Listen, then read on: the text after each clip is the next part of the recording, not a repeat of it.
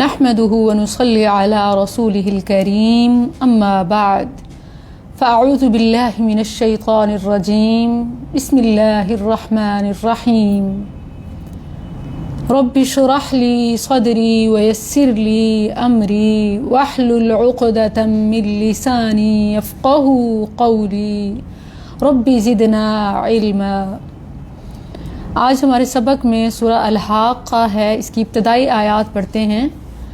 سورہ الحاقہ اس میں 2 رکوع ہیں، اور جو اس کا پہلا رکوع ہے اس میں قیامت کی ہولناکیاں بتائی گئی ہیں، اور قیامت کی ان ہولناکیوں کو سمجھانے کے لیے اللہ سبحانہ و تعالیٰ نے گزشتہ اقوام کی مثالیں دی۔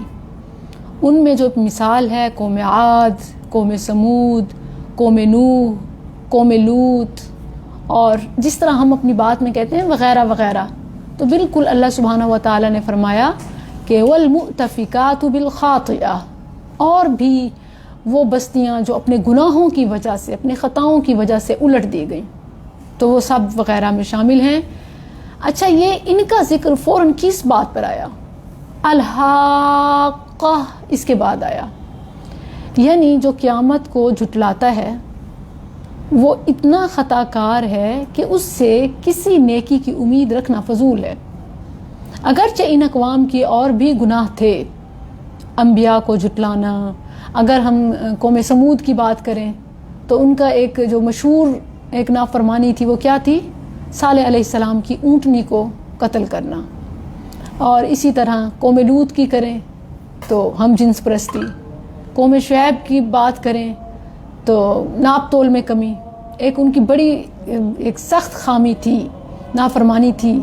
لیکن اس سے پہلے ہر ایک میں جو کامن تھی وہ قیامت کا انکار تھا۔ قوم شعیب، جہاں تو اس کا نام نہیں ہے، شعیب علیہ السلام کی قوم، جنہیں اصحاب شعیب علیہ السلام، بالکل، وَإِلَىٰ مَدْيَنَ أَخَاهُمْ شُعَيْبًا، تو شعیب علیہ السلام مدین والوں کے پاس آئے تھے، اور یہ وہی ہیں جن کا ہم نے سورہ مطففین میں پڑھا۔ نہیں تو وہ رسول تھے، شعیب علیہ السلام رسول تھے، نبی تھے۔ وَيْلٌ لِّلْمُطَفِّفِينَ، سورہ مطففین پڑھ چکے ہیں آپ کا سیشن میں، اسی وجہ سے نہیں پتا۔ چلیں، اچھا چلیں انشاءاللہ۔ اچھا، اس کے بعد ہے کہ اللہ ان تمام کا ایک خاص تو ان میں تھی نافرمانی، لیکن ایک عام جو چیز تھی ان سب میں پائی جاتی تھی، وہ قیامت کا انکار تھا۔ جس شخص میں قیامت کا یقین نہ ہو، جس کا قیامت پر بلیو نہ ہو، اس سے کسی خیر کی توقع رکھنا بعید ہے۔ کوئی وہ اچھا کام ہی نہیں کرے گا جب اسے اچھے کام کے بدلے میں ریوارڈ کی توقع نہیں ہوگی۔ ہمیشہ وہ اپنا فائدہ دیکھے گا، اپنی مفاد، اور لوگوں کو فائدہ پہنچانا نہیں، کیونکہ نافرمانی سے وہ بچتا ہے جسے پتہ ہو کہ اگر میں نے کچھ غلط کیا نا تو میں نے جواب دینا ہے، جس کو سزا کا ڈر ہو، جس کو جزا کی توقع ہو، بالکل، تو وہی فکر کرتا ہے، جس کے دل میں یہ ایمان ہو وہی گناہوں سے بچتا ہے۔ ان تمام میں الحاقہ، یہاں پر اس کی پروننسیشن میں خاص غور کرنا چاہیے، کیونکہ قاف پر شد ہے، عام طور پر الحاقہ پڑھ جاتی ہیں، تو مد کو شد سے ملانا ہے۔ الحاقہ، الحاقہ یہ حقیقت سے ہے، حق سے ہے، یعنی سچ مچ فی الحقیقت واقع ہونے والی۔ جو اس کا انکار کرے گا وہ عبرت کا نشان بنے گا۔ پھر اس کے بعد دیکھیں اگلی آیت کہ اللہ سبحانہ و تعالی نے ایک ہی جیسے الفاظ استعمال کیے ہیں، ملحاقہ وما ادراک ملحاقہ۔ جہاں تک اس صورت کے تعارف کی بات ہے تو پہلے رکوع میں اللہ سبحانہ و تعالی نے قیامت کی حقیقت کو ثابت کیا اور جھٹلانے والوں کا انجام بتایا۔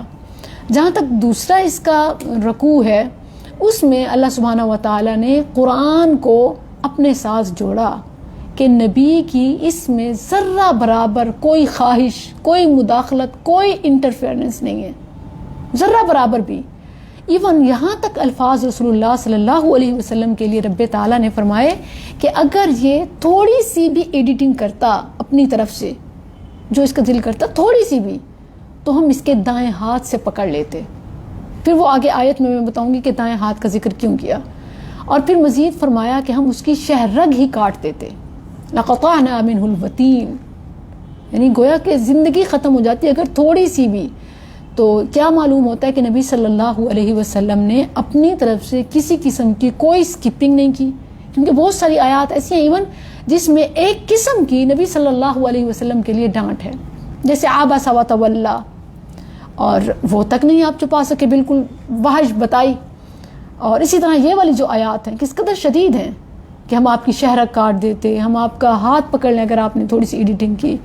تو اس طرح کی جو آیات ہیں رسول اللہ حقہ، ثابت ہونے والی، حقیقت میں واقع ہونے والی، یعنی قیامت کے آنے میں کوئی دو رائے نہیں ہے، واقع ہوگی، آئے گی.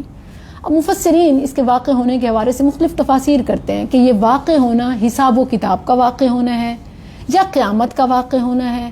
دیکھا جائے تو تمام آپ پڑھ چکی ہیں ان میں سے کچھ مثالیں دیجئے قیامت کے نام جو آپ پڑھ چکی ہوں. القاریہ جو اسی صورت میں ابھی آگے آئے گا، اچھا وہ جہنم کا ہے، حاویہ، اور الغاشیہ اور القیامہ، اور سورہ فاتحہ میں پڑھتے ہیں یوم الدین. یہ تمام قیامت کے نام ہیں. سورہ قاریہ کی تفسیر میں ایک پوائنٹ میں آپ سے پوچھنا چاہوں گی کہ میں نے کیسے سمجھایا تھا. القاریہ قرع کسے کہتے ہیں؟ دستک کو. قرع الباب دروازہ کھٹکھٹانا. تو کھٹکھٹانے والی، اس سے قیامت کا کون سا مرحلہ مراد ہے؟ پہلا یعنی قیامت کی ابتدا. تو جھٹکے کی شکل میں پہلی بار سور پھونکنا. تو جتنی بھی قیامت کی ابتدائی حالات ہیں وہ القاریہ کے نام سے ہی شو ہوتے ہیں، واضح ہوتے ہیں. اور پھر الحاقہ صرف ابتدا نہیں ہوگی، یعنی ایک لہر آ کے پیچھے نہیں ہٹ جائے گی، بلکہ فی الحقیقت وہ واقع ہوگی. الحاقہ واقع ہونے والی، ثابت ہونے والی، وہ واقع بھی ہوگی. اور اسی طرح حساب و کتاب، پھر جزا سزا، سب کچھ فی الحقیقت ہوگا. اس میں کوئی دو رائے نہیں ہے، کوئی شک و شبے کی، کوئی ڈاؤٹ والی بات ہی نہیں ہے. اس کے بعد جو اگلی آیت نمبر 2 اور آیت نمبر 3 ہیں، یہ دو ایک جیسی آیات ہیں، دونوں اللہ کی طرف سے سوالات ہیں. ملحقہ ما استفہامیہ ہے، کیا ہے ثابت ہونے والی، کیا ہے واقع ہونے والی. پھر تیسری آیت میں وما ادراک ملحقہ، آپ کو کیا معلوم کیا ہے واقع ہونے والی، کیا ہے ثابت ہونے والی. دو سوالات کیوں کیے؟ کیونکہ دیکھیں آپ غور کریں، جب ہم سموتھ کوئی بات میں لیکچر ڈیلیور کرتی جا رہی ہوں، سبق پڑھاتی جا رہی ہوں تو اتنی اٹینشن نہیں ہوگی جتنی میں رک جاؤں اور کوئی سوال کروں، اور پھر سوال ایک بار نہیں 2 بار ہو. تو اہمیت، یہ گویا اٹینشن سیکر ہے، توجہ لینے والی چیز ہے. تو اللہ سبحانہ و تعالیٰ نے پہلے تو ایک وارننگ کا جملہ دیا، الحاقہ، یہ ویسے کان کھڑے کر دینے والی بات ہے. مزید الرٹ کرنا کہ ملحاقہ، سوال پھر سوال، سوال در سوال، یکے بعد دیگرے سوال. وما ادراک ملحاقہ. اب جب ایک ذہن میں کھلبلی مچ گئی کہ کیا ہے، تجسس پیدا ہو گیا، تو اس کے بعد اللہ سبحانہ و تعالیٰ نے جواب دیا. جو اب آگے جواب ہے، جس بات پر الرٹ کیا گیا ہے، وہ بات یہ ہے کہ کذبت ثمود وعاد بالقاریہ. اسی الحاقہ، اب اگلا نام کیا ہے؟ القاریہ. کہ اس حاقہ کو، اس کھڑکھڑا دینے والی کو سمود اور عاد، ان 2 قوموں نے بھی جھٹلایا. تو ان کا کیا انجام ہوا؟ وہی انجام اور بھی تمام جھٹلانے والوں کا ہوگا. اور جس طرح قوم سمود ہلاک ہو گئی، قوم سمود برباد ہو گئی، تو دیکھا جائے تو جب قیامت آئے گی ساری دنیا، ہر چیز ہلاک ہو جائے گی. تو جو قیامت کا انکار کرتے ہیں انہیں مثال دی گئی ہے کہ وہ نامی گرامی جو اقوام تھیں جن کا اپنے بارے میں یہ دعویٰ تھا کہ التی لم یخلق مثلها فی البلاد، سورہ فجر میں ہم نے پڑھا کہ ہم جیسی تو کوئی قوم پیدا ہی نہیں ہوئی، جن کا اپنے بارے میں یہ دعویٰ تھا، کیا وہ باقی بچے؟ نہیں بچے. تو ایسے ہی قیامت آئے گی، کچھ بھی نہیں بچے گا. یہ آپ اس کنسیپٹ کو سمجھیں کہ کیسے اللہ سبحانہ و تعالیٰ نے الحاقہ کے ساتھ قوم سمود کی تباہی کا ذکر کیا، قوم عاد کی تباہی کا ذکر کیا. کہ قوم عاد جیسی قوم کو اگر ختم کر دیا، نام تک باقی نہ رہا، قوم سمود کو ختم کر دیا، تو کیا ساری دنیا کو ختم کرنا اس کے لیے مشکل ہو سکتا ہے؟ کذبت ثمود وعاد بالقاریہ، نہیں مانتے، نہ مانو، ان قوموں نے بھی جھٹلایا تھا، ان کا بھی یہی جرم تھا، یہی قصور تھا۔ تو پھر انجام سنو، آیت نمبر 5 میں ہے فَأَمَّا ثَمُودُ، پھر جو سمود تھی، قوم سمود، فَأُهْلِكُوا، سو وہ ہلاک کیے گئے، بالطاغیہ، طاغیہ حد سے گزرنے والی، ہم نے پہلے بھی پڑھا، طغا کہتے ہیں طغیانی کو، سرکشی کو، کسی بھی چیز میں زیادتی، انسان میں بھی ہو سکتی ہے، پانی میں بھی، دریا میں بھی ہوتی ہے، جیسے کہتے ہیں طغیانی آئی ہوئی ہے، انسان میں آئے طغیانی تو اس کو بغاوت، سرکشی کہتے ہیں۔ انسان میں زیادہ آتی ہے پانی سے زیادہ آتی ہے، کیونکہ وہ تو اللہ کے تابع ہے، اس کی لہریں اللہ کے حکم کے تابع ہیں، مگر انسان اپنے آپ کو اس کا تابع نہیں کرتا۔ اسی لیے تو اللہ سبحانہ و تعالیٰ نے اس فرعون کے لیے فرمایا موسیٰ علیہ السلام کو کہ اذهب الى فرعون انه طغى، وہی طاغیہ اور طغا، کہ فرعون کے پاس جاؤ، وہ آپے سے باہر ہو گیا ہے، بڑا سرکش بن گیا ہے۔ پانی بھی آپے سے باہر ہوتا ہے، انسان بھی آپے سے باہر ہوتا ہے جب وہ بندگی سے نکلتا ہے۔ وہ بھی بندگی سے نکلا تھا، اس نے کہا تھا انا ربکم الاعلی، میں تمہارا رب ہوں۔ تو ان کے پاس بھی حد سے گزرنے والی چیز آئی، حادثہ، زوردار چیخ، حد سے گزرنے والی آواز، اور پہلے ایک چیخ آئی تھی۔ آپ دیکھیں کہ ایسی چیخ ہو کہ ایک لمحے بھر کے لیے انسان ڈر جائے، یا ایک ایسی اس سے بھی زیادہ خوفناک چیخ ہو کہ وہ جان لیوا ہو۔ ایسے چھوٹے ہوتے جیسے سنا ہوا ہے کہ وہ زلزلے والی کیفیت کے ساتھ ہی ایک چیخ بھی سنائی دے، بالکل ایسے ہے، ایسی دھاڑ ہوگی۔ آپ بالکل ٹھیک کہہ رہی ہیں، کیونکہ اسی طاغیہ کے پورے قرآن میں مختلف الفاظ آئے ہیں اسی طاغیہ کی کیفیت کو بیان کرنے کے لیے۔ کہیں آیا ہے الرجفہ، جو لفظ آپ کہہ رہی ہیں نا، الرجفہ یعنی زلزلہ، چیخ کے ساتھ زلزلہ بھی۔ آپ دیکھیں کہ جیسے زلزلہ ہوتا ہے نا تو اس کے ساتھ آوازیں بھی ہوتی ہیں، بندوں کی بھی چیخیں ہوتی ہیں، اور ساتھ ساتھ جو ٹوٹ پھوٹ ہو رہی ہوتی ہے اس کی بھی آوازیں ہوتی ہیں۔ تو یہ دونوں چیزیں ساتھ ساتھ ہوتی ہیں، یہ مختلف کیفیات ہیں۔ ایک طرف اللہ سبحانہ و تعالیٰ نے الطاغیہ، حد سے گزرنے والی آواز، اور اسی طرح حد سے زیادہ بڑا جو آواز ہے، اس کے لیے مطلب جو میں نے سنا ہوا ہے وہ ایسی ایک، وہ ان لوگوں کی چیخیں نہیں، وہ ایک ایسی چیخ ہے کہ جس سے لوگ بھی بہرے ہو جائیں گے، لوگ بھی بہرے، لوگ نہ صرف بہرے بلکہ اس چیخ سے وہ ہلاک ہو جائیں گے، جان لیوا چیخ، اندر تکلیف دہ ہوگی، وہ اللہ کی طرف سے بھیجا ہوا عذاب تھا۔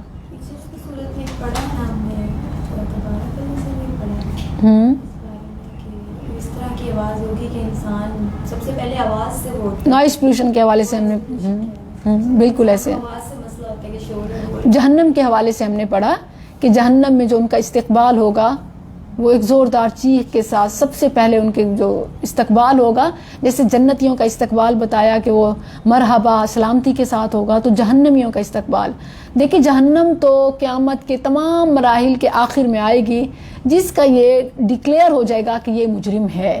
ان کا پہلے ڈکلیئر ہوا نا، اعتراف، اقرار، سب کچھ، پھر ان کے لیے تھا کہ اب یہ ہے تمہارے لیے فسحقاً، تو اب تمہارے لیے سحق ہے۔ اب یہاں پر یہ ہے کہ ان کا جو دنیا کی زندگی سے جانا ہے وہ بھی اسی خوفناک چیخ اور الرجفہ، زلزلہ، خوفناک چیخ اور بہت بڑا حادثہ اس کے ساتھ ہوا۔ یہ قوم سمود کا انجام۔ عام طور پر پورے قرآن میں ایک چیز جو اسٹوڈنٹس بھول جاتی ہیں وہ یہ کہ جب ان سے سوال کیا جائے نا کہ قوم عاد کے پاس کون سا نبی آیا، تو فوراً کنفیوز ہو جاتی ہیں، کون سا نبی آیا؟ بتائیں۔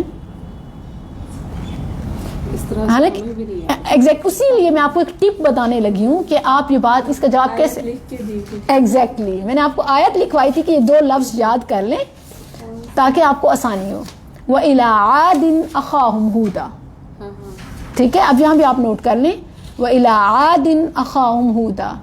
جب کبھی یہ ذہن میں آئے نا کہ عاد، قوم عاد کے پاس کون سا نبی آیا تھا، اس آیت کو دہرا لیا کریں، وَإِلَىٰ عَادٍ أَخَاهُمْ هُودًا۔ اور اسی طرح وَإِلَىٰ ثَمُودَ أَخَاهُمْ صَالِحًا، ثمود کے پاس کون سا نبی آیا؟ صالح علیہ السلام۔ وَإِلَىٰ ثَمُودَ أَخَاهُمْ صَالِحًا۔ اچھا پھر یہ بھی ایک بڑا اہم سوال ہے پورے قرآن میں. اب جس طرح آپ پڑھتی جائیں گی نا ڈفرینٹ اقوام کے نام, تو ایک اہم سوال ہوگا کہ اس قوم کے پاس کون سا نبی آیا, اور پھر ساتھ ہی کہ ان کا جرم کیا تھا, یہ بھی اہم سوال ہے.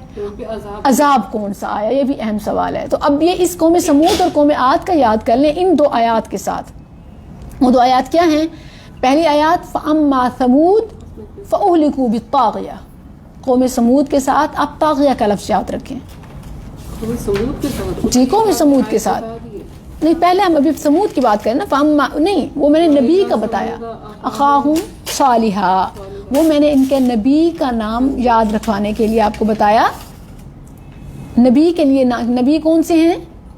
صالح, سمود, صالح, ٹھیک ہے. وَإِلَىٰ ثَمُودَ أَخَاهُمْ صَالِحًا. اب ان کی نافرمانی قیامت کا انکار اور وہ جو معجزہ انہوں نے خود مانگا تھا اونٹنی, اس کو قتل کرنا, یہ ان کا جرم تھا. اور پھر ان پر عذاب کون سا آیا؟ فَأُهْلِكُوا بِالطَّاغِيَةِ. یہ آپ نے یاد رکھنا ہے. ان پر عذاب کون سا آیا؟ فَأُهْلِكُوا, قیامت کا انکار سب سے پہلے. الحاقہ سے ہمیں پتہ چلتا ہے, الحاقہ قیامت کا انکار. کذبت ثمود وعاد بالقاریہ, جو یہاں جرم بتایا جا رہا ہے نا وہ القاریہ الحاقہ کا انکار ان کا جرم تھا. اور ویسے جو ہم نے اس کے علاوہ آیات میں پڑھا, انہوں نے مطالبہ کیا تھا کہ کوئی ایسا معجزہ ہو کہ ان پہاڑوں کے درمیان سے کوئی ناقۃ اللہ آئے, اس کے ساتھ اس کا بچہ ہو. پھر ان کے وہ مطالبہ پورا کیا گیا, پھر انہوں نے اس کو قتل کر ڈالا, تو پھر اس وقت ان پر عذاب واجب ہو گیا. اور پھر کیسے ہلاک ہوئے؟ فَأُهْلِكُوا بِالطَّاغِيَةِ, یہ ان پر وبال عذاب آیا. اور پھر قوم عاد پر کون سا عذاب آیا؟ وَأَمَّا عَاد, اور لیکن جو عاد ہے فَأُهْلِكُوا, تو وہ ہلاک کیے گئے بِرِيحٍ صَرْصَرٍ عَاتِيَةٍ, ہوا سے صرصر, تند و تیز, طوفانی ہوا, آندھی, خوفناک آندھی. قوم عاد, قوم عاد, قوم سمود کا بالطاغیہ. آپ آیات کو دیکھیں, آیات پر فوکس کریں.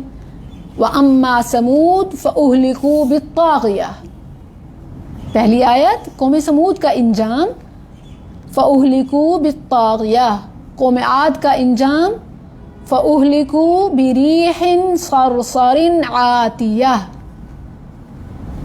ہو گیا واضح؟ اچھا, وہ جو ان پر آندھی آئی, آندھی دیکھیں تھوڑی دیر کے لیے آتی ہے, کتنی تباہی پھیلا جاتی ہے, سارا گھر کا ماحول خراب ہو جاتا ہے.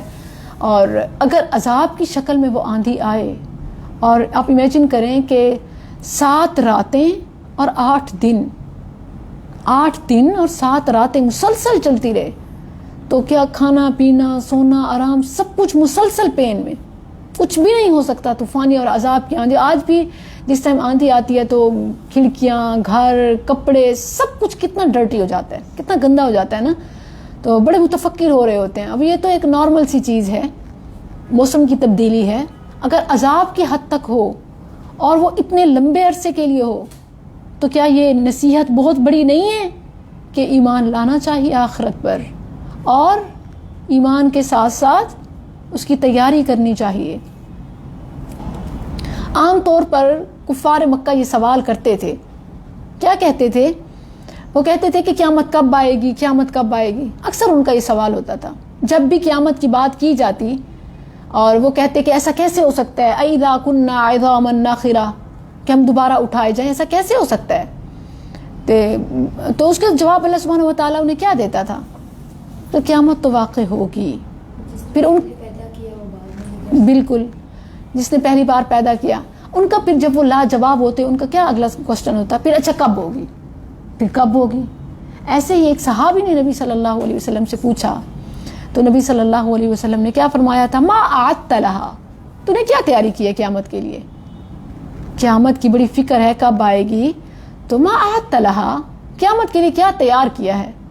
انہوں نے کہا انی احب اللہ ورسولہ, اور تو کچھ نہیں, بس میں نے اللہ اور اس کے رسول سے محبت کی ہے, یہی میری تیاری ہے. تو آپ صلی اللہ علیہ وسلم نے جواب دیا انت مع من احببت, جس سے تو محبت کرتا ہے تو انہی کے ساتھ ہوگا. تو ہمیں بجائے اس کے کہ یہ فکر ہو قیامت کب آئے گی, قیامت کب آئے گی, اس کی کون سی علامت پوری ہوگی, جو کچھ ہمیں معلوم ہے وہ ہمارے لیے کافی ہے. علامات قیامت ہیں, احادیث میں بتائی گئی ہیں, بلکہ دن بھی بتایا گیا ہے کہ جمعے کے دن آئے گی، مگر اس سے زیادہ کسی کو کوئی اندازہ نہیں ہے، پیشین گویاں کرنے کا کوئی فائدہ نہیں ہے۔ محرم بھی ہوگی، صرف جو ثابت ہے وہ نہیں ہے اس میں۔ جی، جو صرف ثابت ہے وہ جمعے کا دن ہے، اس کے علاوہ کون سا ماہ یا کیا سب کچھ وہ اللہ ہی کو معلوم ہے۔ 5 چیزیں مفاتیح الغیب میں ہم نے سورہ ملک کے آخر میں پڑھا، قل انما العلم عند اللہ، وہاں ہم نے صحیح بخاری تفسیر سورہ لقمان کے ریفرنس سے پڑھا تھا کہ 5 چیزیں مفاتیح الغیب ہیں۔ کون کون سی ہیں؟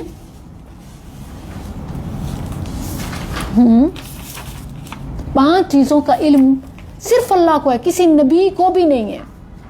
ان میں سے ایک تو یہی قیامت تھی کہ جب انہوں نے سوال کیا قیامت کب ہوگی تو فرمایا انما العلم عند اللہ، کہ اس کا علم کس کے پاس ہے؟ صرف اللہ کے پاس۔ قیامت کے وقوع کا علم، قیامت کے وقوع کا علم صرف اللہ کے پاس ہے۔ ان اللہ عنده علم الساعہ، بارش کا معاملہ، وینزل الغیث، رحم مادر میں بچے کا حال، رحم مادر میں بچے کا حال، یہ بھی اللہ جانتا ہے۔ اچھا، رحم مادر میں بچے کا حال، آج بھی میرے پاس ایک کوسچن آیا ہوا تھا کہ جب رحم مادر میں پریگننسی میں بچے کی جینڈر بن جاتی ہے تو یہ تو غیب کا معاملہ ہے، مفاتیح الغیب میں سے، تو کیا اس کو معلوم کرنا، جینڈر معلوم کرنا، کیا یہ جائز ہے؟ تو دیکھیں، غیب وہ ہوتا ہے جو اللہ کے علم میں ہو، اللہ نے کسی کو بتایا نہ ہو۔ جب اللہ نے اسے کلیئر کر دیا ہے تو پھر معلوم کرنا کوئی غیب نہیں ہے۔ ہم تو صرف جینڈر معلوم کر لیتے ہیں، وہ بھی صحیح غلط ہو سکتی ہے اگر کوئی ایشو آ جائے، اس سے زیادہ اس کی قسمت، اس کی زندگی، وہ سب چیزیں اس کی برتھ کے بعد بھی نہیں ہم کر سکتے، نہیں کر سکتے۔ ایون ڈاکٹر لاسٹ ٹائم تک کہتی ہے بچہ بالکل ٹھیک ہے، لیکن آتے ہی اس کی سانسیں نہیں ہوتی، یا کچھ ایسی ہیں کہ بعد میں بھی جا کے سپوز انہیں اگر کلیم کریں کہ یہ اتنے ٹیسٹ کروائے، یہ کیا وہ کیا، تو کہتے ہیں کچھ چیزیں ہمیں بھی نہیں بے بس ہیں ہم، بالکل ایسے، یہ اللہ کی قدرت، بالکل کچھ نہیں کر سکتے، بالکل ایسے ہے۔ تو یہ جینڈر معلوم کرنا، یہ تو اللہ نے خود واضح کر دیا تو معلوم ہوا۔ ایون اگر بچے کی پوزیشن بھی چینج ہو تب بھی ڈاکٹرز کہتے ہیں کہ ہم نہیں پتہ لگا سکتے۔ تو لہٰذا یہ جو وَيَعْلَمُ مَا فِي الْأَرْحَامِ میں ہے، یہ صرف ایک جینڈر کی بات نہیں ہے، یہ عام ہے، اس میں بہت ساری چیزیں ہیں، ٹیکنالوجی بھی وہاں نہیں پہنچ سکتی۔ اسی طرح پھر وَتُنَزِّلُ الْغَيْثَ جو ہے، محکمہ موسمیات والے تو بتا رہے ہوتے ہیں کہ کیا ہوگا، آج کل بڑے گرم دن ہے، یا ایک ہفتہ موسم بڑا سخت رہے گا، ٹیمپریچر اتنا رہے گا، یا آج کل مونسون چلے گا۔ تو یہ ان کے اندازے ہیں، وہ جو اللہ نے علم بتایا ہوتا ہے، جتنا واضح کیا ہوتا ہے اسی سے دیکھ کر بتا رہے ہوتے ہیں، مگر نہ بادل بنتے کہیں ہیں برستے کہیں ہیں، یہ سب اللہ کو ہے۔ اور چوتھی اور 5ویں چیز کون سی ہے جو صرف اللہ کے پاس ہے؟ علم مفاتیح الغیب میں، کیا کرے گا، اس کے ساتھ کیا ہوگا، کل کیا کھانا ہے، کل کیا کمانا ہے، ماذا تکسب غدا، تو یہ بھی صرف اللہ کو معلوم ہے۔ ہم لے آتے ہیں مگر لقمہ منہ تک جائے گا نہیں جائے گا، موت کہاں آئے گی، اور پھر کون سی جگہ کس کو موت آئے گی نہیں معلوم، خود ٹکٹ لے کے اپنی موت کی جگہ تک پہنچتے ہیں۔ بِأَيِّ أَرْضٍ تَمُوتُ، کہ کس جگہ موت آئے گی۔ سورہ لقمان کی تفسیر صحیح بخاری میں ہے۔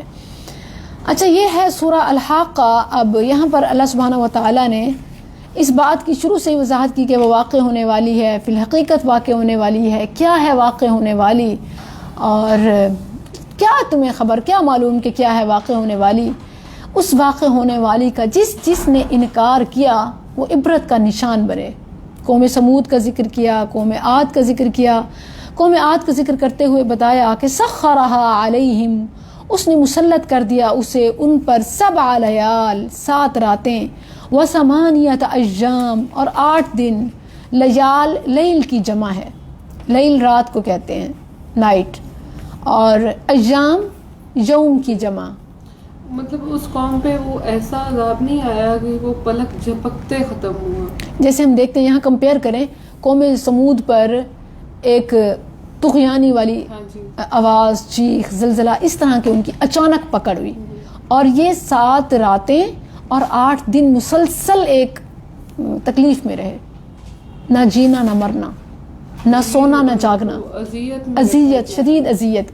اسی لیے آگے یہ بات ہے کہ شدید اذیت، ایسی اذیت تھی، ایسی اذیت اللہ نے فرمایا کہ اس سے پہلے ایسی اذیت کسی کو ملی نہیں تھی، اس قدر اذیت تھی، وہ آگے انشاءاللہ آتا ہے۔ تو اللہ یہاں فرماتا ہے کہ سخرہا علیہم 7 لیال، اس نے مسلط کر دیا اسے ان پر 7 راتیں، و8 ایام، اور 8 دن، حسوما، جڑ کاٹ دینے کے لیے. کیونکہ آپ نے پڑھا پیچھے سورہ الفجر میں کہ یہ ذات العماد تھے, بڑے بڑے دراز قد و قامت والے اور بلند و بالا عمارات بنانے والے پہاڑوں میں, ایسی قوم تھی. تو ایسے لمبے ٹاور ہوں اور جیسے کھجور کا درخت ہے, اور اگر ان کی موت ہو اور وہ لاشیں گرے پڑے ہوں تو ایسا محسوس ہوگا جیسے کھجور کے درخت جڑوں سے کاٹ کر گرا دیے گئے ہوں. تو اتنے قداور تھے, اور ان کی عمارت بھی ایسے تھی. ظاہر ہے جتنا انسان ہوتا ہے اپنے حساب سے اپنی کمرے کی ہائٹ اور گھر کی بناتا ہے, تو ہماری بھی ایوریج ایک چلتی ہے اور ان کی بھی اپنی ایوریج تھی ایک. تو اللہ سبحانہ و تعالیٰ نے فرمایا کہ فَتَرَ الْقَوْمَ, چنانچہ تو نے دیکھا اس قوم کو. اب دیکھیں یہاں بات ہو رہی ہے نبی صلی اللہ علیہ وسلم کے ساتھ, آپ پر آیات اتر رہی ہیں, مگر فرمایا فَتَرَ الْقَوْمَ, تو نے دیکھا قوم کو. کیا مراد ہے؟ حالانکہ نبی صلی اللہ علیہ وسلم نے تو نہیں دیکھا, بہت پہلے کی بات تھی. قوم عاد, قوم سمود, ان کا تو نام نشان تک باقی نہیں تھا. یہ سنائے گئے ہیں واقعات وحی کے ذریعے. یہ نبی صلی اللہ علیہ وسلم کو بتایا جا رہا ہے کہ فَتَرَ الْقَوْمَ, چنانچہ تو نے دیکھا اس قوم کو. یعنی جس طرح ہم تفصیل کے ساتھ بتا رہے ہیں یہ گویا ایسا ہے جیسے اپنی آنکھوں سے دیکھنا ہو. تو فَتَرَ الْقَوْمَ, یقین تھا نا اللہ جو بتا رہا ہے بالکل سچ ہے, اور ایک ایک بات کی تفصیل بیان کی, تو گویا آپ نے اپنی آنکھوں سے دیکھ لیا. فَتَرَ الْقَوْمَ, تو نے دیکھا قوم. اور اسی طرح نہ صرف نبی صلی اللہ علیہ وسلم, ہر قاری, ہر سننے والا, جب ہم ڈیپتھ میں پڑھتے ہیں تو ہمیں اندازہ ہوتا ہے کہ واقعی مطلب ایک خاکہ بنتا ہے ذہن میں, کیسے ہوا ہوگا, ایسے اس قدر ہوا ہوگا, ایسا ہو سکتا ہے. فَتَرَ الْقَوْمَ, تو نے دیکھا قوم کو, فیہا, اس میں, سرعا, گرے پڑے, کأنہم, گویا کہ وہ, اعجاز نخل خاویہ, نخل کہتے ہیں کھجور کے درخت کو, اعجاز درختوں کے تنے. تو آپ نے گویا انہیں دیکھا گویا وہ کھجوروں کے گری ہوئی کھجوروں کے تنے ہوں. خاویہ, گری ہوئی, جیسے دراز قد تھے, جیسے ان کی ہلاکت ہوئی تو وہ ایسے گرے پڑے تھے جیسے کھجور, بڑے بڑے لمبے ٹال ٹریز, پام ٹریز, کھجور کے درخت وہ گرے پڑے ہوں. فَهَلْ تَرَى لَهُم مِّن بَاقِيَةٍ, آگے اللہ سبحانہ و تعالیٰ آیت نمبر 8 میں سوال کرتا ہے کہ کیا تو نے ان میں سے کسی کو باقی دیکھا. یعنی تفسیر سن لی ہے, اب ان میں سے کوئی باقی نظر آتا ہے؟ پوری قوم میں سے کوئی ایک بچہ کہ اس کی نسل باقی ہو, کوئی نشان, کوئی اثر, کسی کے آثار باقی ہیں, کوئی باقیات ہیں ان کی؟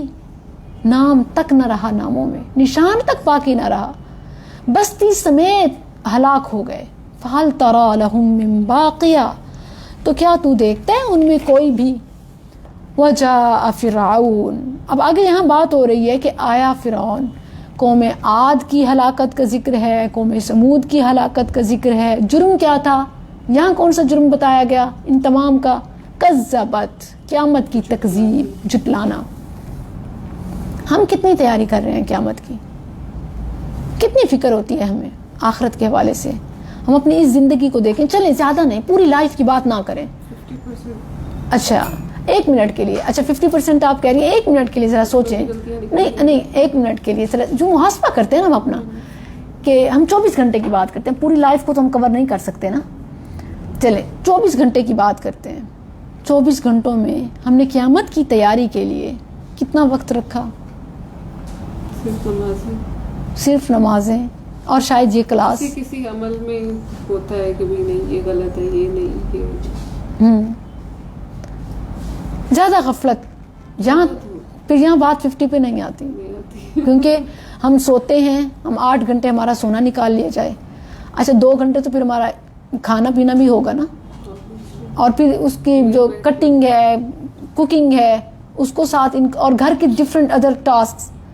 کوکنگ کٹنگ کو تو عبادت میں لایا جا سکتا ہے. نہیں وہ تو لایا جا سکتا ہے بالکل, اگر آپ کی نیت یہ ہو کہ ہم جو کھا رہے ہیں ہم وہ سب بنا رہی ہوں, یہ مطلب کیا ہے. لیکن اگر ساتھ آپ کا دھیان ڈرامے کی طرف ہو, کوئی میوزک ہو, یا کوئی ایسا ہوتا ہے, اس حقیقت سے انکار تو نہیں ہے نا.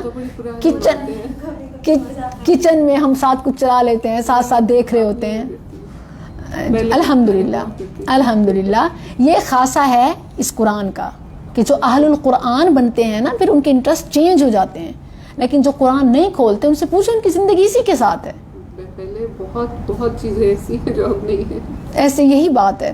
تو سبحان اللہ یہ قرآن کا اعجاز ہے کہ وہ باقی اتنی پاکیزگی کہ ان چیزوں سے پھر نفرت ہو جاتی ہے، پھر ٹائم ہی نہیں ملتا. پھر یہ ہوتا ہے کہ وقت بچائیں، ترجمہ لکھیں. اگر اس طرح کے ماحول میں تھوڑی دیر رہنا بھی پڑتا ہے تو پھر اس میں سکون نہیں ہوتا، سکون نہیں، بے چینی ہوتی ہے. مزہ آ رہا ہے، سکون آ رہا ہے، ریسٹ کر رہی ہوں. اللہ سبحانہ و تعالیٰ نے قیامت کی تکذیب کرنے والوں میں فرعون کا ذکر کیا. وہ بڑا قیامت کا انکاری تھا. اللہ نے فرمایا کہ وجاء فرعون، اور یہی کام فرعون نے کیا، فرعون بھی اسی سے آیا. اور ومن قبلہ، اس قبلہ فرعون سے پہلے قوم موسیٰ سے پہلے قوم لوط تھی، اس کی طرف اشارہ ہے. قوم لوط یعنی اس سے پہلے جو تھے انہوں نے بھی یہی کیا. جیسے پھر میں نے شروع میں آپ کو سمجھایا کہ چند اقوام کے نام، اس کے بعد وغیرہ وغیرہ. تو یہ والمؤتفقات بالخاطیہ کہ گناہوں کی وجہ سے، خاطیہ ہے خطا سے، خطا کہتے ہیں مسٹیک، غلطی، گناہ، ٹھیک ہے. تو خطاؤں کی وجہ سے جو بستیاں الٹی گئیں ان تمام کا جرم بھی کیا تھا؟ قیامت کا انکار، قیامت پر یقین نہیں تھا. اس کے ساتھ ایسی ہر قوم کی ایک خاص برائی تھی جو اس میں بہت زیادہ عام تھی، جس کا کہتے ہیں کہ وہ ساری برائیاں مل کے اس قوم میں آ جاتی ہیں. ہم دیکھیں تو ہم اس لحاظ سے ہمارے اندر ناپ تول میں کمی بھی ہے. مطلب ان میں اس طرح بیسک کوئی یہ ان کا ایک جرم ان کی تباہی کی وجہ بنا. ان کا ایک جرم، تکذیب تو تھی. ہماری تکذیب یہ ہے کہ ہم کہتے ہیں، دل سے بھی مانتے ہیں، ہم کہتے بھی ہیں.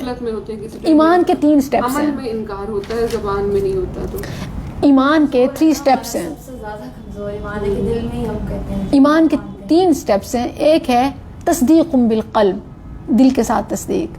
ایک ہے اقرار باللسان. سب سے پہلا سٹیپ یہ ہے اقرار باللسان، زبان سے اقرار. ہم کہتے ہیں الحمدللہ لا الہ الا اللہ محمد رسول اللہ، ہمارا اقرار تو ہے. آمنت باللہ وملائکتہ وکتبہ ورسلہ والیوم الآخر والقدر خیرہ وشرہ من اللہ تعالی والبعث بعد الموت. ان پر ہمارا یہ ایمان ہے. ٹھیک ہے، اقرار تو ہمارا ہو گیا. تصدیق بھی ہے، دل سے مانتے ہیں، یہ بھی ہے. مگر جو اس کے بعد تیسری چیز ہے نا وہ ہے عمل بالجوارح. عمل، جو کہتے ہیں، جو مانتے ہیں وہ کریں بھی صحیح. ہم یہی مار کھا جاتے ہیں. اس میں کچھ ہوتا ہے، کچھ نہیں، کبھی ہوتا ہے کبھی نہیں ہوتا، مستقل نہیں. اچھا، جو دل سے سچے ہیں، جو کہنے میں سچے ہیں اور ان کے عمل میں معاملہ تھوڑا اونچا نیچا ہے، وہ اپنے رب سے رحم کی امید رکھ سکتے ہیں. اور خاص طور پر جب کہ وہ شرک و بدعات سے بچے ہوئے ہوں. تھوڑا کریں عمل مگر پیور ہو، اس میں ملاوٹ نہ ہو. تو انشاءاللہ نہیں کرتے ہیں، الحمدللہ نہیں کرتے ہیں. لیکن شرک تو بہت ساری چیزیں ہم شریک ٹھہرا دیتے ہیں. کچھ اس مطلب نماز کا ٹائم ہے یا قرآن کا ٹائم ہے یا اللہ کی بات ہو رہی ہے تو اس میں اس ٹائم میں ہم اگر کوئی اور کام کسی کو اہمیت دیتے ہیں، وہ بھی کام ہم شریک کریں تو وہ بھی شرک میں ہی آ جاتا ہے. ضروری نہیں ہے کہ ذات کو ہم شریک ٹھہرائیں. بے شک بہت ساری چیزوں میں جب محبت میں جو جتنی محبت صرف اللہ سے ہونی چاہیے، اگر ہمیں کسی اور سے اتنی محبت ہے، نماز کا ٹائم ہے مگر ہم اللہ کی کال کو چھوڑ کے کسی اور کو ترجیح دیتے ہیں اور ایون گھنٹوں ہمارے اس کے ساتھ چلے جاتے ہیں، نماز کا وقت نکل جاتا ہے. تو یہ محبت میں شراکت ہے، یہ بھی شرک ہے. یہ تو شرک آ جاتا ہے. اسی طرح ریاکاری، جو کام صرف اللہ کے لیے، اللہ کی رضا کے لیے ہونا چاہیے، وہ لوگوں میں بھی اچھا تاثر دینے کے لیے اگر انسان کرتا ہے تو یہ وہ چیز ہے جس کے بارے میں رسول اللہ صلی اللہ علیہ وسلم نے فرمایا یہ شرک خفی ہے اور یہ اشد من فتنۃ الدجال، فتنہ دجال سے زیادہ سخت ہے. اگر آپ کمپیئر کریں نا، فتنہ دجال 40 ڈیز کے لیے آئے گا، یعنی ایک لمیٹڈ پیریڈ ہے.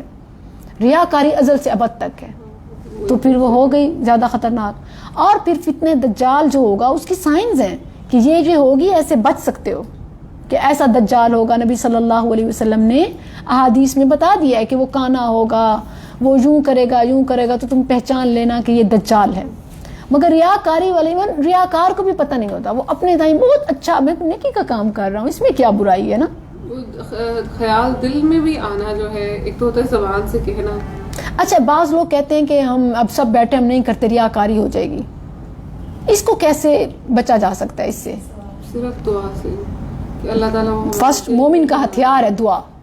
سیکنڈلی ہم کیسے یہ دیکھیں اب اچھا بھلا ایک نیکی کا کام ہے اور ہم اسے اس لیے نہ کریں کہ کہیں یہ لوگ نہ سمجھیں. اب دل کر رہا ہے کہ میں مطلب نماز پڑھوں لمبی پڑھوں مگر نہیں لوگ دیکھ رہے ہیں تو وہ یہ نہ کہیں کہ ریاکاری آ جائے تو میرا یوں نہ عمل ہی ضائع ہو جائے. سوال یہ ہے کہ لوگوں کو دکھلاوا اگر اعمال کو ضائع کر سکتا ہے تو پھر اس سے کیسے بچا جائے، یا پھر کیا ان کے سامنے نیکی کرنا چھوڑ دیں؟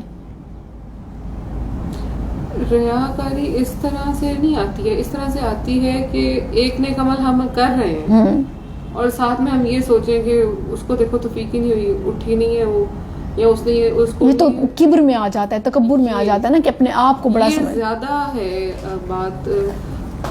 اچھا ریا، جب کوئی آپ نیکی کا کام کر رہے ہیں اور اس وقت لوگ آ گئے، آپ اپنا کام کرتے جا رہے ہیں، بے شک شیطان آپ کے دل میں خیال ڈالے کہ یہ تو لوگ دیکھ رہے ہیں تو یہ تو تمہاری واہ واہ ہوگی، پھر اللہ کے لیے تو نہ ہوا. اس وقت کام نہیں چھوڑنا چاہیے، یہ شیطان کی طرف سے ہے. پہلے شیطان اس کو آنے سے روکتا ہے، پھر کوئی نہ کوئی ایسے مواقع کر دیتا ہے، حالات کر دیتے کہ فلاں آ گیا فلاں آ گیا، اب تو تمہارا بڑا اچھا امپریشن جائے گا، پھر فوراً خیال آتا ہے کہ یہ تو ریاکاری ہے، میں بس اب کام روک دوں. تو ایسا ہی ایک کیس ایسا ہی نہیں چھوڑنا چاہیے، اس وقت اس کام کو مزید لمبا کرنا چاہیے کیونکہ یہ شیطان کی طرف سے ہے. جب آپ نے شروع کیا تھا وہ کام اس وقت آپ کے دل میں ارادہ تھا، تو جب شروع کرتے ہوئے ارادہ ہو وہ ریاکاری ہے. بعد میں اگر ایسا ہو جائے تو اسے غنیمت جانیے کہ اللہ کے ہاں بھی اچھے، لوگوں کی نظروں میں بھی اچھے. ابراہیم علیہ السلام نے دعا کی تھی کہ وَجْعَلْ لِي لِسَانَ صِدْقٍ فِي الْآخِرِينَ، اللہ مجھے لوگوں کی نظر میں بھی مقبول کر دے، لوگوں کی زبان میں بھی میری قبولیت، میرے چرچے ہونے چاہیے. اس وقت وَجْعَلْ لِي لِسَانَ صِدْقٍ، تو اللہ مجھے لوگوں کی زبان میں بھی اچھا بنا. یہ تو مطلب دعا ہم اپنے رب سے کرنی چاہیے، انبیاء کی دعائیں، ہمارے جد امجد کی دعا ہے. جب کسی کام کو شروع اس لیے کر رہے ہیں کہ میری واہ واہ ہو تو یہ ریاکاری ہے، وہ کام نہ کریں. جب آپ نے شروع کر لیا اور پھر آپ کے ساتھ واہ واہ ہو گئے، اسے اللہ کا انعام سمجھے، وہ غنیمت سمجھیں اور اس کو اور زیادہ کریں، شیطان کو ناکام ہونے دیں اور وہ لوگوں کے لیے بھی پھر انسپریشن بنتی ہے.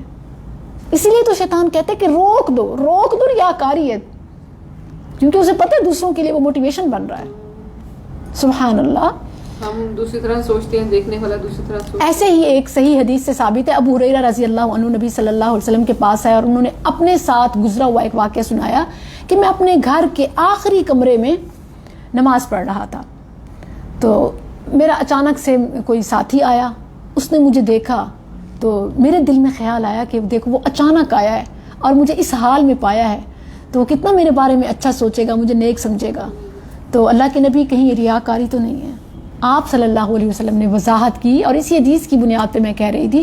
آپ نے فرمایا ابو ہریرہ جب تم نے نماز شروع کی تمہارے دل میں ایسا کوئی خیال نہیں تھا، یقیناً کوئی خیال ایسا نہیں تھا.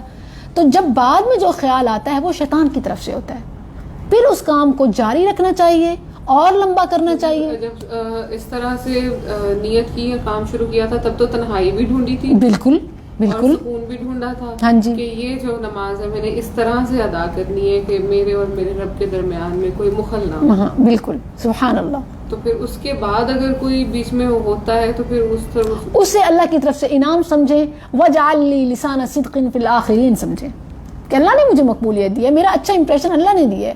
اب جب ہم گناہ کرتے ہیں تو اس وقت یہ ہوتا ہے کہ ایک خوف ہوتا ہے، اللہ سے بھی ہوتا ہے، لوگوں سے بھی ہوتا ہے، تو اس کو چھوڑنا چاہیے. اور جب کوئی نیکی اللہ اچھا امپریشن دے رہا ہے تو اللہ کی طرف سے غنیمت جانیں اور اچھا بننے کی کوشش کریں اور نیکیاں کریں. اور ہر نیکی ایسے ابتدا آپ کے اوپر ہے، انتہا اللہ پہ چھوڑ دیں. انما الاعمال بالنیات. بعد میں کوئی 60-100 لیبل لگائے اس سے فرق نہیں پڑتا. نیت ابتدا کو دیکھا جائے گا کہ عمل جب آپ نے شروع کیا تھا اس وقت آپ کی کیا سوچ تھی. بس بعد میں جو بھی ذہن میں خیال ہیں وہ شیطان کی طرف سے سمجھے، وہ ریاکاری نہیں ہے. وجاء فرعون ومن قبله والمؤتفقات بالخاطئہ. فرعون، اس سے پہلے قوم لوط، اور اسی طرح گناہوں کی وجہ سے جو پہلے لوگ بستیاں الٹ گئیں، ان سب کا یہی جرم تھا کہ انہوں نے الحاقہ اور القاریہ کا انکار کیا. پھر مزید ایک آیت دوسری آیت کی وضاحت ہوتی ہے.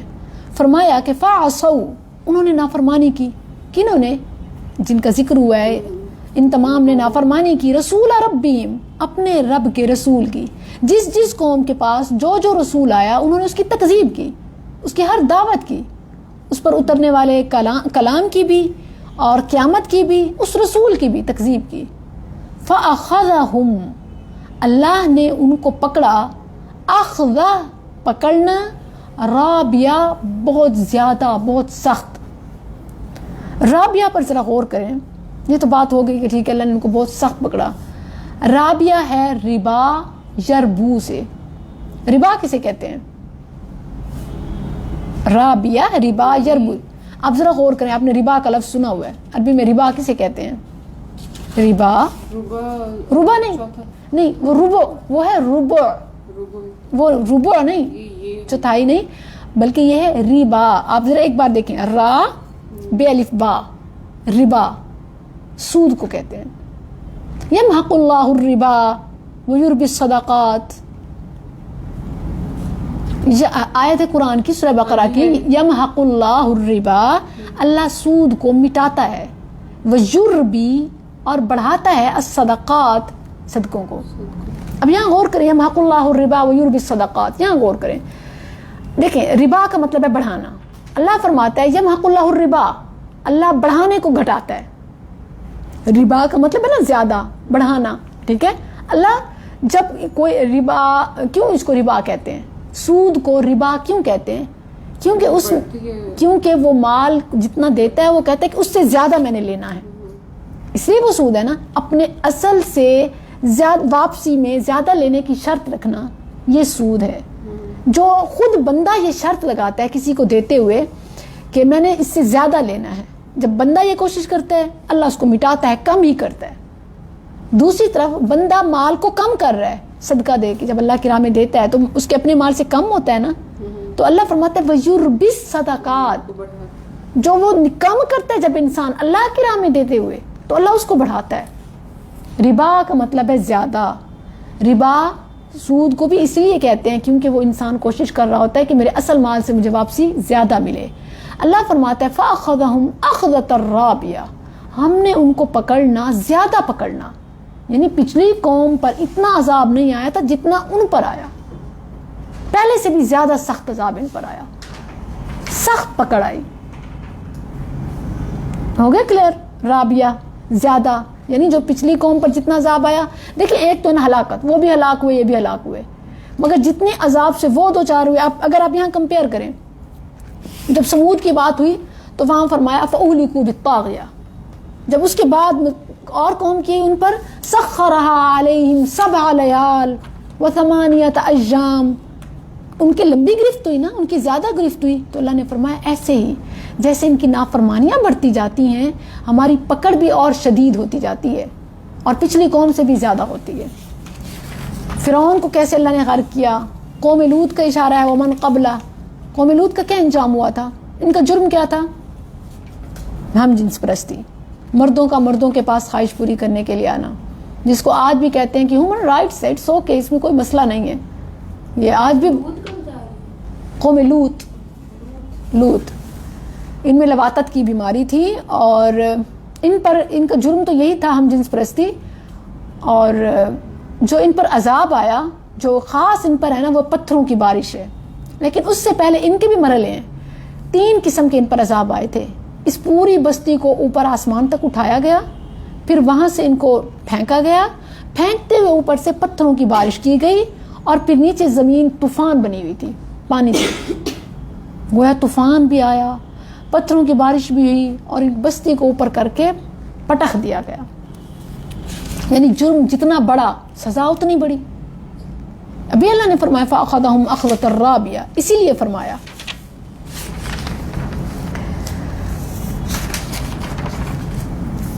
فَعَصَوْا رَسُولَ رَبِّهِمْ، تو انہوں نے نافرمانی کی اپنے رب کے رسول کی، تو اس نے ان کو بڑی سختی کے ساتھ پکڑ لیا. اِنَّا لَمَّا طَغَى الْمَاءُ، جب پانی کا طوفان حد سے گزر گیا. پیچھے آخر میں کس کی بات ہو رہی ہے؟ پیچھے بات ہو رہی ہے نافرمان اقوام کی کہ ان کا کیا حال ہوا. پھر فرمایا انا لما طغى الماء حملناکم فی الجاریہ. یہاں اس آیت میں جو اشارہ ہے کہ جب پانی کا طوفان حد سے گزر گیا تو ہم نے تمہیں سوار کیا کشتی میں. ہم نے تمہیں سوار کیا کشتی میں. وہ چیئر ادھر رکھ دیجیے, بیٹھنے میں آسانی ہو. یہاں غور کریں, انا لما طغى الماء, بلا شبہ ہم نے جب طغیانی پر آیا پانی, حملناکم. یہ ویسے ہی سوال اب میں آپ سے کر رہی ہوں, اب مجھے جواب دیجئے. پچھلی آیت میں آپ نے پڑھا کہ نبی صلی اللہ علیہ وسلم کو قوم عاد کا عبرتناک انجام بتایا گیا, قوم سمود کا بتایا گیا, پھر فرمایا فترا, تو نے دیکھا. ٹھیک ہے, یہاں پر قوم نوح کی تباہی کا ذکر کر کے انا لما طغى الماء, کہ جب پانی میں طغیانی آئی, قوم نوح کی طغیانی کا, ان کی تباہی کا ذکر کر کے فرمایا حملناکم فی الجاریہ. ہم نے تمہیں جاریہ, سفینہ نوح کو کہتے ہیں, کشتی کو کہتے ہیں, نوح علیہ السلام کی کشتی جاریہ, جاری ہونے والی, پانی پہ چلنے والی. بالکل, تو جاریہ کشتی, سفینہ نوح. اللہ فرماتا ہے ہم نے تمہیں جاریہ میں سوار کیا, ہمیں سوار کیا. چلے ہم سے تو مطلب اس وقت جو مخاطب اول تھے وہ اہل مکہ تھے نا, اہل عرب مخاطب اول, یعنی جن سے ڈائریکٹ اسی وقت بات ہو رہی ہے, وہ اہل مکہ تھے. تو فرمایا انا حملناکم فی الجاریہ, ہم نے تمہیں سوار کیا جاریہ میں. یہ کیوں فرمایا؟ سمجھ آ گیا سوال کیا ہے؟ تباہی ان کی ذکر ہو رہی ہے کہ جب طوفان آیا. ایگزیکٹلی, بہت اچھا پوائنٹ بارک اللہ, یہ بہت اچھی بات ہے. کیونکہ دیکھیں ایک سلسلہ شروع ہوا تھا نسل انسانی کا آدم علیہ السلام سے. جب نوح علیہ السلام کا دور آیا اس وقت تمام انسانیت شرک اور کفر پر جمع ہو چکی تھی. صرف نوح علیہ السلام کے اہل سے مراد ان کے فالورز, ایمان میں ان کے پیروکار, ان پر ایمان لانے والے, حتیٰ کہ ان کا بیٹا بھی ان کے اہل میں نہیں تھا. لیس من اہلک انہ عمل غیر صالح. تو ان میں سے جو نیک لوگ اللہ نے جنہیں کشتی میں سوار کیا, بچایا, تو ان سے بالکل تمام مخلوقات کی چیزیں, تمام مخلوقات کے ہر چیز کا جوڑا جوڑا اس میں ڈال دیا گیا. اسی سے نہ صرف نسل انسانی بلکہ مخلوقات پھیلیں. تو اس سے کیا پتہ چلتا ہے کہ ہم سب اہل مکہ بھی اور آج ہم بھی ان نیک لوگوں کی اولاد ہیں جنہیں اللہ نے کشتی میں سوار کیا تھا. اسی لیے اللہ نے فرمایا کچھ تو حیا کرو, تم تو ان نیک لوگوں کی اولاد ہو. حملناکم فی الجاریہ, ہم نے تمہیں کشتی میں سوار کیا, بھول گئے؟ تمہارے آباء و اجداد کو ہم نے بچایا تو تمہیں ہم نے بچایا, نہ وہ ہوتے نہ تم ہوتے. حملناکم فی الجاریہ, ہم نے تمہیں جاریہ میں سوار کیا, ہم نے تمہیں بچایا. نیک لوگوں کی اولاد ہو, وہ نوح علیہ السلام کے پیروکار جن سے تم نسل بڑھی اور آج تمہارا نام ہے, تو ہم نے تمہیں بچایا. تو اسی بات کی لاج رکھ لو, سمجھ جاؤ. جیسے کہتے ہیں نا کہ ٹیچر اسٹوڈنٹس کو کہ تم تو اتنی لائق فائق ہو, تم نے نہیں سبق یاد کیا, ایک شرم دلائی جاتی ہے. یا ماں بچے کو کہ تم بچپن میں کتنے اچھے تھے, یوں کرتے تھے, یہ کرتے تھے, اور اب تم نافرمانی کرو گے, اب میری بات نہیں مانو گے, اب جب کہ بڑے بھی ہو گئے ہو, اب میرے انعام تم پر بڑھ گئے ہیں. اللہ فرماتا ہے میرے انعام, میری عطائیں تم پر بڑھ گئی ہیں, تم اب نہ شکری کرو گے, بھول گئے ہو.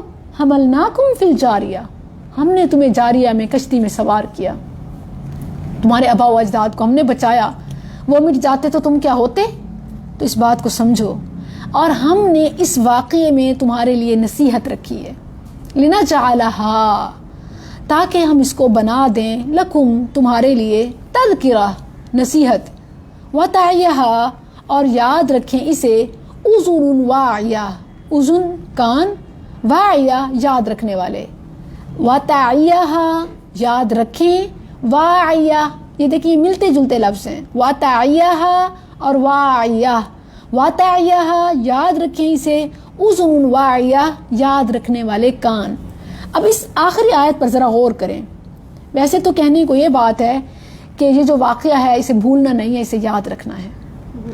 یہ اس میں اب پیار بھی ہے اور ڈانٹ بھی ہے.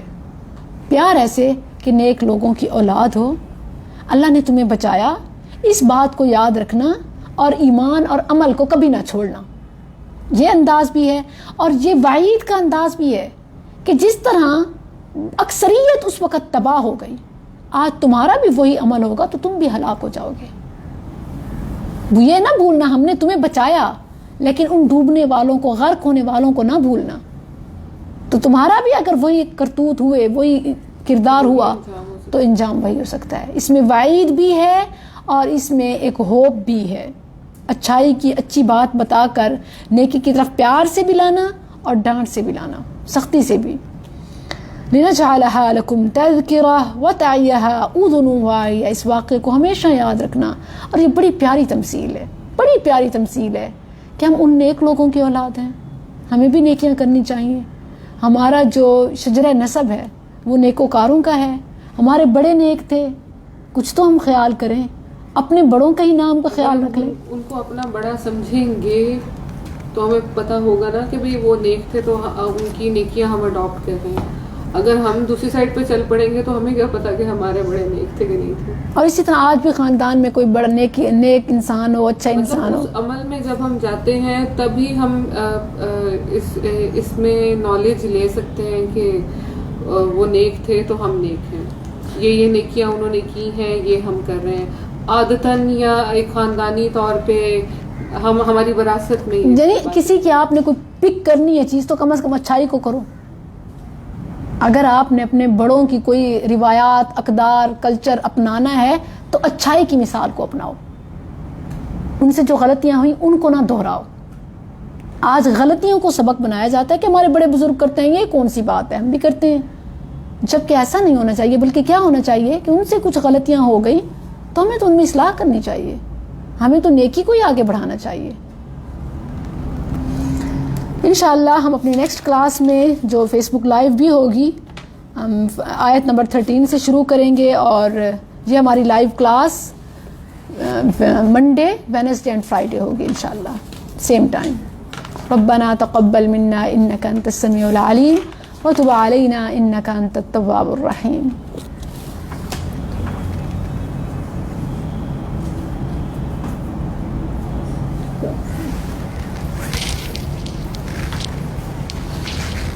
کوئی میسج ہے ہمارے اس